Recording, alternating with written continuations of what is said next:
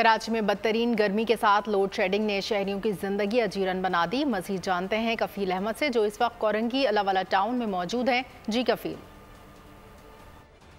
कराची में सबसे बड़ा मसला है कि तो मौसम जो है वो बहुत ज़्यादा गर्म है और उसके साथ साथ होने पर सुहागा ये है कि जो बिजली की अदम फरामी है उसने ना सिर्फ घरों में बल्कि दुकानों का अपने कारोबारी मराकज़ या मुकम्मल तौर पे जो है वो इस वक्त परेशान जो है वो दो चार हैं।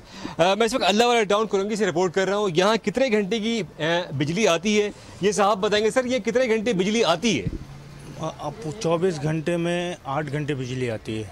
24 घंटे में सिर्फ 8 घंटे बिजली आती है इधर अल्लाहवाला टाउन की। बुजुर्ग यहाँ मौजूद है। सर ये बताइए कितने घंटे की लोड शेडिंग है और कैसे आप लोग यहाँ दुकानों पे काम कर रहे हैं?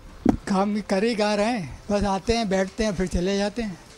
कोई काम करने की ज़रूरत ही नहीं है हमें, बस बिजली का बिल आएगा वो अदा करेंगे और चले जाएंगे। बस नहीं तो वो काट के चले जाएंगे बिजली को, अगर बिल नहीं जमा करेंगे तो कोई पूछने वाला नहीं है। कोई पूछने वाला नहीं है, कोई कहने वाला कुछ नहीं है भाई।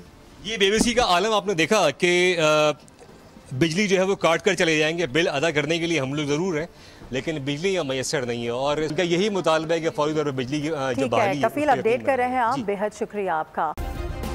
सब्सक्राइब करें और बेल दबाएं ताकि कोई खबर रह न जाए।